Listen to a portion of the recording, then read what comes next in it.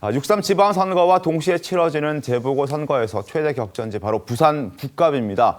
하정우 청와대 AI 수석이 어제 청와대 사표 내고 부산 북갑 출마를 공식화했습니다. 영상 보시죠. 하지 PT 요새 이렇게 할 일이 많은데 누가 작업 들어오는 것 같던데? 그러니까 말입니다. 할 일도 많은데 작업 들어온다고 넘어가고 그러면 안 돼요. 할 일에 집중하겠습니다. 대통령님께서 생각하시는 또 다른 어떤 그 국익은 다를 수도 있어서 제가 스스로 결정을 하는 건 아니고 의사를 여쭙는 거죠. 서울에 올라와서 하정우 청와대 AI 수석과 저녁 식사를 했습니다. 한 2시간가량 하면서 제가 하정우 수석에게 AI 안성맞춤형 국회의원이 당신이다. 그러니 결심해달라라고 제가 설득을 했습니다. 하정우 수석의 선거 출마. 오늘 아침 신문들은 어떻게 평가했을까요? 화면 함께 보겠습니다. 조선일보 보시죠. 작업 걸지 말라더니 AI 수석 출마. 이건 국민 속이는 것이다. 그동안 약속 대련했다라는 지적이고요. 세계일보도 하정우 출마 초읽기. 청와대 근무는 선거 스펙용인가 비판적인 기사가 실렸습니다. 동아일보, 중앙일보 역시 10달 된 AI 수석, 한 달도 안 된 또 청와대 대변인의 보선 출마, AI 국가 대계보다 선거 전략이 우선인가 라면서 비판적인 아침 신문 기사들이 많았습니다. 이재명 대통령 역시 AI 골든타임이라며 청와대 또 기획실을 만들었고 하정우 수석을 임명하지 않았습니까? 하정우 수석도 AI 강국으로 가는 초석을 다지겠다라고 임명 당시 입장을 밝혔었는데 고작 10개월만 일하고 그 자리 버리고 2년짜리 국회의원 보궐선거에 나왔다라는 지적들이 나오고 있는 건데요. 김성대 대표 어떻게 보셨습니까? 저 처음부터 이 방송에 나와서 그랬지 않습니까? 네. 이재명 대통령까지 동원된 하정우 띄우기다. 하정우 띄우기다. 그러니까 지난번 이제 전재수 의원이 이제 민주당 부산시장 후보가 되면서 1승이 네. 그때 처음 하정우를 이야기했어요. 자기 후임으로는 청와대에 AI 미래기획 수석이 있는데 이 사람이 내 고등학교 후배다. 정말 유능하다. 부산 해양 허브 도시와 함께 AI를 결합할 수 있는 그런 최적의 후보가 될 수 있을 것이다. 이게 이제 전재수 지금 민주당 시장 후보인데 그 다음에 이제 정청래 당 대표가 러브콜을 보내니까 그 분위기 언론 분위기 보고 그때 이재명 대통령께서 하신 이야기가 작업 돌아온다고 훅 넘어가지 마라 그랬잖아요. 네. 차라리 그 이야기를 하지 마시든지. 결국은 그렇게 저렇게 한 달 넘게 떠들어가지고 이제 하정우라는 사람이 대한민국뿐만 아니라 이제 부산시 바닥에서도 이제 부산 북구에서도 모르는 사람이 거의 웬만큼 없어요. 처음에는 하정우 그러니까 김용고의 아들내미 그 하정우 말하나 그랬죠. 네. 그런데 이제 일단 민주당 입장에서는 하정우 띄우기를 성공했고 그런 측면에서 대한민국의 진짜 AI 미래를 설계하는 그런 사령탑으로 처음부터 이 AI 미래계획 수석이 이거 별도로 수석 자리 또 만들 필요 그 논란 속에서 만든 자리예요. 10개월 만에 이제 자신들의 정치의 어떤 목적에 의해서 저렇게 차출되는 행태는 별로 바람직하지는 않죠. 네.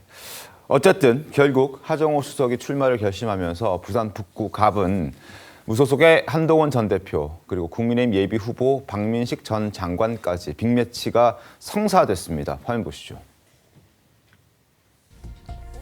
하정우 그리고 박민식 그리고 이영푼 전 KBS 기자도 지금 후보로 예비 후보로 활동하고 있고 한동훈 전 대표까지 부산 북갑에서 민주당, 국민의힘 그리고 무소속 한동훈 전 대표까지 3파전이 지금 펼쳐지게 되면서 빅매치가 성사가 됐습니다. 하정우 수석의 등판에 한동훈 전 대표와 박민식 전 장관의 공세도 시작됐습니다. 두 사람 목소리 들어보겠습니다. 정치인이 대통령 보고 정치하는 게 아니라 시민들 보고 정치하는 거잖아요. 나는 대통령이 허락해야만 나갈 수 있어요 라고 국민들의 방송 앞에서 계속 얘기하는 거는 그거는 결정권자가 국민들이나 시민이 아니라 대통령이란 개인이라는 뜻이잖아요. 그러니까 이분도 조금 좀 부산 사나이 하면은 아싸리하게 제가 북구 출신 아닙니다. 그렇지만 또 옆 지역구고 그래도 부산에 대해서 잘 알고 있지 않습니까? 제가 나가서 한번 봉사해 보겠습니다. 이렇게 하면은 뭐 깔끔한데 아닌데 그냥 뭐 서울 갈 때 구포역을 한 번씩 이용했다. 이게 사실 연구가 될 수 있습니까? 애매남이죠. 제가 볼 때는 애매남이죠. 애매남이랍니다. 그래서 실제 부산 북구갑의 민심도 참 복잡합니다. 화면 함께 보시죠. 가상 대결했을 때 하정우 수석이 35.5가 나오고요. 한동훈 전 대표 28.5, 박민식 전 장관 26%입니다. 각각 오차 범위 내에서 지금 경쟁하고 있는 상황이죠. 그만큼 부산 북구 주민들 역시 마음을 못 정하고 있다는 거겠죠. 주민들의 마음도 복잡합니다. 화면 함께 계속 보시죠. 하정우가 누구야? 하정우가 누구? 김영건 아들내미 아인교라고 생각하는 분들이 아직 있다는 거죠. 그리고 박민식 전 장관 역시 2년 전 강서 의뢰 출마했었기 때문에 떠날 때는 언제고 또 오면 뽑아주겠느냐라는 비판의 목소리도 있습니다. 한동훈 전 대표 역시 서울 출신이기 때문에 연고도 없는데 이렇게 부산 사람들이 만만한가 배 라면서 이제 또 비판의 목소리들이 있는 겁니다. 서로 다 리스크들이 있는 상황이에요, 박원석 의원님. 그렇죠. 이게 선거 초반도 그렇지만은 마지막까지도 팽팽한 3파전으로 갈 가능성이 굉장히 큰 이제 그런 양상을 띠고 있다고 보고요. 제가 좀 눈에 띄게 본 거는 하정우 수석이 아직 출마하기 전에 나온 여론조사 결과입니다. 네. 근데 이제 35% 정도가 나왔어요. 그러니까 하정우라는 사람에 대한 인지도가 굉장히 낮음에도 불구하고 네. 35% 지지율이 나온 건 결국 당에 대한 지지 혹은 이재명 대통령 국정 운영에 대한 지지일 가능성이 높다고 보고요. 이게 막상 이제 등판했을 때 네. 이를테면 지지율을 더 높일 수 있는 그런 방향으로 작용을 할지 아니면 정체될지 이건 좀 지켜봐야 될 것 같은데 어찌됐건 하정우 수석으로서도 그리고 여당으로서도 대통령으로서도 굉장히 큰 모험이고 승부입니다. 불과 얼마 전까지 청와대 수석을 하던 사람이 이제 등판을 한 건 그 대통령의 뜻이 있다라는 걸 부인하기가 어려운 거고 네. 이제 본인도 정치를 하던 분이 아니기 때문에 그만큼 큰 부담을 안고 선거에 나선 건데 결과적으로는 본인이 하고자 하는 지향이 강하지 않았다면 이런 등판은 저는 없었을 거라고 봐요. 고민은 했지만 네. 본인이 해보고자 하는 그런 의지가 강했기 때문에 결국에는 이제 출마를 한 거라고 보고요. 관건은 이렇게 되면은 보수 후보 단일화 없이 네. 지금 3자 대결에서 한동훈 후보, 박민식 후보가 승리할 가능성이 없는데 보수 후보 단일화가 원활하게 진행이 될 건가. 그 점에 대해서 지금 장동혁 지도부는 어떻게 보면 반한 체제라고 볼 수 있잖아요. 반한동훈 체제. 그러니까 극도로 한동훈 후보의 단일화를 꺼릴 텐데 이게 아마 보수 진영 전체에서는 단일화해야 된다. 근데 이런 그 요구가 굉장히 강하게 나올 거고 현재 지도부는 그걸 강하게 거부하는 이 상황에서 이제 북구갑 주민들의 민심이 어떻게 작용할지 좀 지켜봐야 될 것 같습니다. 네. 성추현 위원님, 앞서 오늘 아침 신문도 저희가 쭉 브리핑 해드렸는데 비판적인 여론들이 많단 말이죠. 10달이라고 나와서 선거에 출마할 일이냐 이게. 어떻게 보십니까? 근데 아까 뭐 그 하정우 수석을 비판하는 뭐 한동훈 전 대표나 이런 분들 입에서도 나온 얘기지만 결국 부산 북구갑 유권자들의 마음이 중요한 것 아니겠습니까?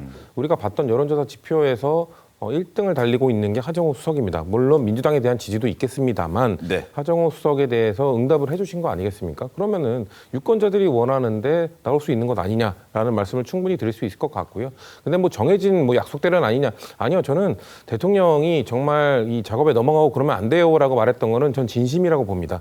정말 하정우 수석과 함께 일을 더 하고 싶었던 대통령의 진심이라고 보고 그리고 또 하정우 수석이 어떻게 보면 뭐 이 너무 타이밍을 너무 질질 끈 것 아니냐는 비판이 있었잖아요. 이건 역시 하정우 수석도 대통령에 대한 그런 그 마음 이런 것들이 있기 때문에 최대한 끝까지 좀 모시고 나오려고 하다 보니까 시간이 좀 길어진 거다. 그렇기 때문에 이제 북구갑 사람들이 북구갑 유권자들이 하정우 수석 얘기만 듣던 사람 일 잘한다고 하는데 일 잘하는 거 말고 북구갑 사람들과 스킨십은 얼마나 잘하는지 그리고 북구갑의 비전을 어떻게 보여줄지 이제 또 보고 판단하실 거거든요. 지금까지는 민주당, 하정우 요 두 단어만 보고 지지를 해준 거라면 앞으로는 하정우가 진짜 어떤 사람인지를 돌아다니는 걸 보면서 또 판단을 해주실 거기 때문에 비판하신 10개월만 하고 나온 거 뭐 너무한 거 아니냐 이런 비판들은 북구갑 분들이 판단을 해주실 거라고 저는 생각합니다. 알겠습니다.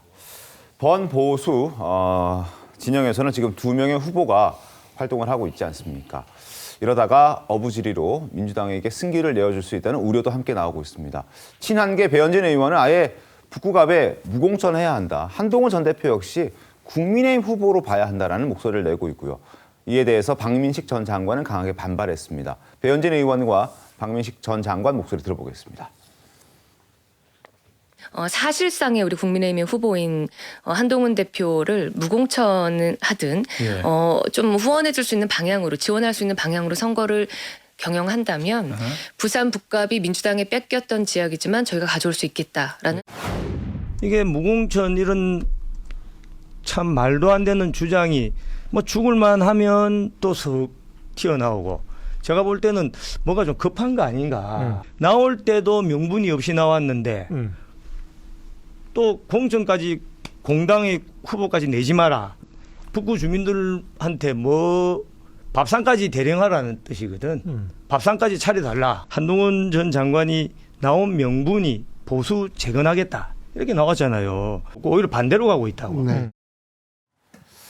배현진 의원 한 전 대표를 두고 국민의힘 후보다 사실상이라는 표현까지 하면서 무공천 주장하고 있습니다. 그러나 이제 박민식 전 장관을 포함해서 지도부에서는 뭐 그럴 생각이 좀 가능성 낮아 보이지 않습니까? 그렇습니다. 지금 뭐 이번 선거, 그러니까 6.3 지방선거뿐만 아니라 14개의 지금 현재 보궐선거에 가장 태풍의 눈이 이제 부산 북구갑이에요. 네. 그럼 지금까지 이렇게 이제 선거 불과 36일 앞둔 시점에 역대 보수 정당이 이렇게 큰 위기, 풍전등화의 절체절명의 상황을 맞이한 적은 별로 없어요. 그 가장 핵심적인 얘기가 당이 망쳐지더라도 한동훈만은 안 된다는 게 그게 이제 장동혁 당대표의 뭐 지금까지 일관된 어떤 그런 입장이에요. 네. 자, 그 입장을 깨고 이렇게 이제 뭐 박민식이든 이영풍이든 이제 국민의힘 후보하고 단일화를 하지 않으면은 이게 어느 날 하루아침에 청와대에서 내려온 그런 친구에게 그냥 이 부산 북구값도 상납하는 행식이 오면은 그때 과연 어떤 판단을 할 것인가. 이게 전체 국민들이 지켜보는 관전 포인트가 돼 있거든요. 네. 자, 그런 측면에서 저는 여기서 진정으로 큰 정치를 이뤄낼 수 있는 그런 진정한 용기를 보이는 사람이 있는지 안 그러면은 진짜 장동혁 대표가 이번 6.3 선거를 망치면서까지 대통합의 리더십을 포기할 것인지 이 가름길이 여기서 나옵니다. 여기에 그 결정에 따라서 아마 전국적으로 6.3 선거뿐만 아니라 보궐선거에서 그나마 좀 선전을 해서 가능성이 있는 지역도 영향을 결정적으로 받을 수밖에 없는 거죠.